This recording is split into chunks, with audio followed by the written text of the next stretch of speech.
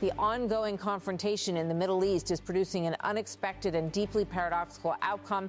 Instead of crippling Iran's economy, the current phase of conflict appears to be strengthening one of its most critical revenue streams, oil. At the center of this development is a volatile mix of military escalation, strategic geography, and global market dynamics. As tensions rise and shipping routes face disruption, analysts are increasingly pointing to a reality that challenges conventional expectations.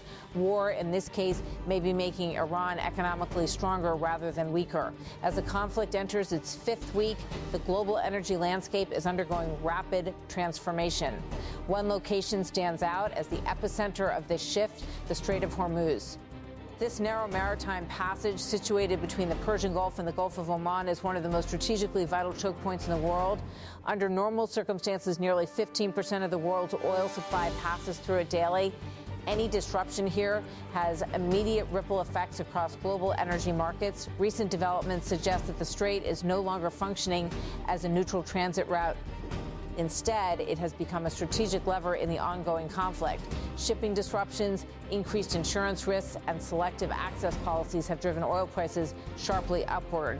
And Iran, despite being under sanctions and facing military pressure, is capitalizing on precisely this instability.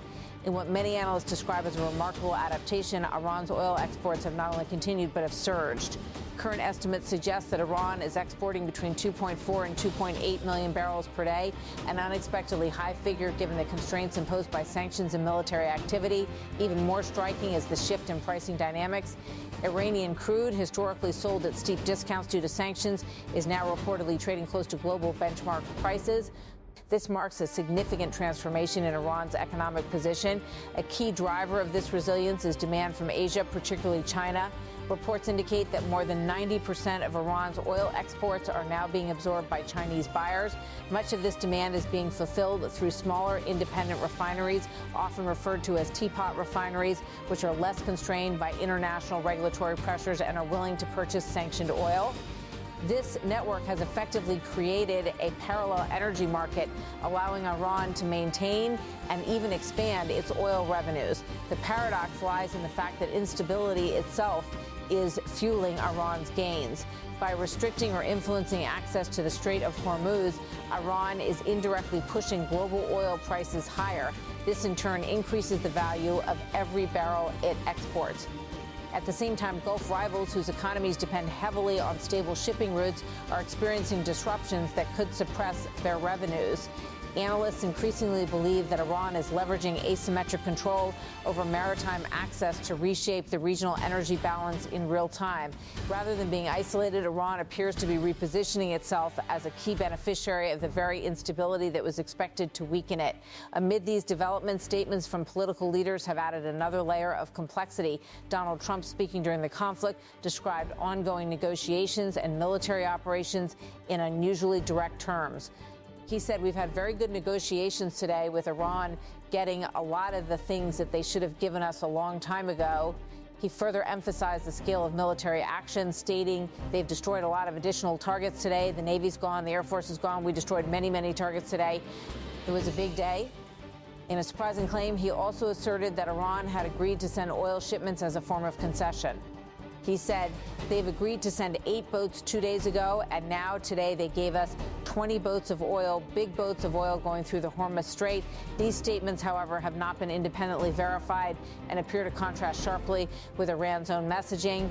Iranian officials have taken a different stance, emphasizing selective control over maritime access rather than concession. An Iranian representative stated the Strait of Hormuz is not completely closed. It is closed only to our adversaries. He added there is absolutely no reason for us to permit the passage of our enemies' vessels and their allies.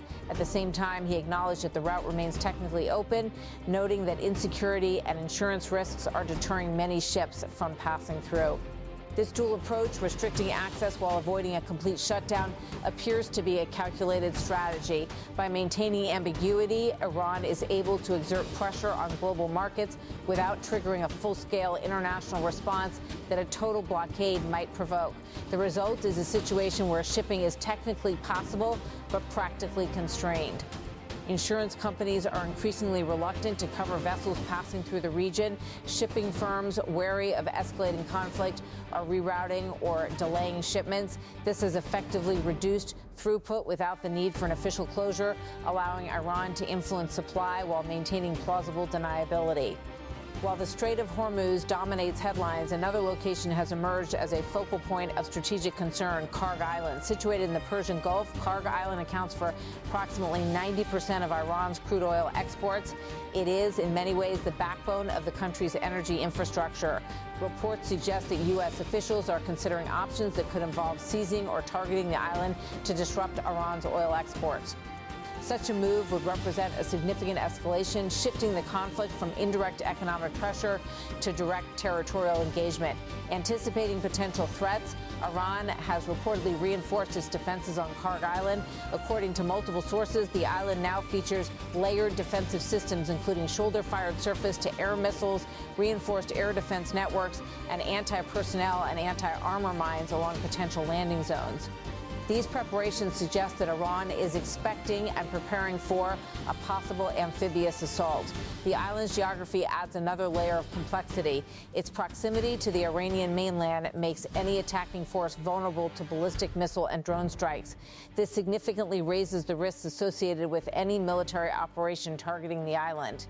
Reports indicate that U.S. forces in the region are being positioned in a way that could support rapid deployment if needed. 2 Marine expeditionary units, known for their amphibious assault capabilities, have been deployed.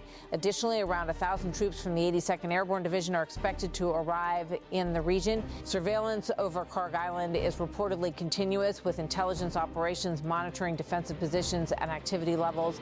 However, military experts caution that even a successful operation to seize the island may not achieve its intended objectives. The risks are substantial, not only in terms of potential casualties, but also in terms of escalation.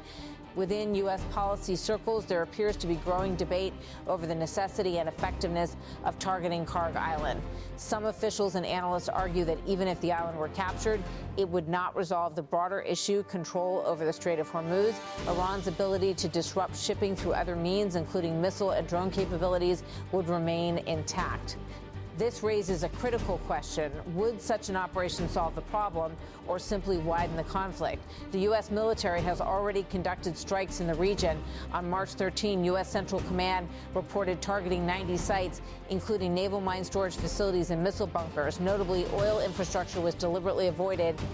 Trump explained this decision, stating it was done for reasons of decency, indicating a desire to limit economic damage while targeting military capabilities. Iranian officials have issued strong warnings against any attempt to seize territory. Mohammad Bagher Ghalibaf warned that any such move would provoke a serious response, reinforcing the idea that Karg Island is not just an economic asset, but a symbol of national sovereignty. The situation now appears to be caught in a feedback loop. Military escalation increases instability. Instability raises oil prices. Higher prices boost Iran's revenues. Increased revenues strengthen Iran's position. This cycle challenges traditional assumptions about the economic impact of war. Instead of weakening Iran, the current dynamics may be enabling it to adapt, innovate, and even thrive under pressure. At a broader level, the conflict highlights a fundamental shift in how economic warfare operates. Sanctions, once considered a powerful tool for isolating nations, are proving less effective in a fragmented global economy. Alternative markets, informal networks, and geopolitical alignments are creating new pathways for trade. Iran's ability to sustain and expand its oil exports despite sanctions is a clear example of this evolving landscape. The question at the heart of this unfolding situation is both simple and deeply complex. Is the war strengthening Iran instead of weakening it? The evidence suggests that, at least in the short term, the answer may be yes. By leveraging geography, exploiting market dynamics, and adapting to constraints, Iran is turning crisis into opportunity.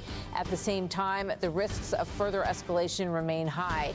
Any move to directly target key infrastructure like Karg Island could trigger a wider conflict, one with consequences far beyond the region. For now, the paradox remains. A war intended to pressure Iran may instead be reinforcing its economic resilience.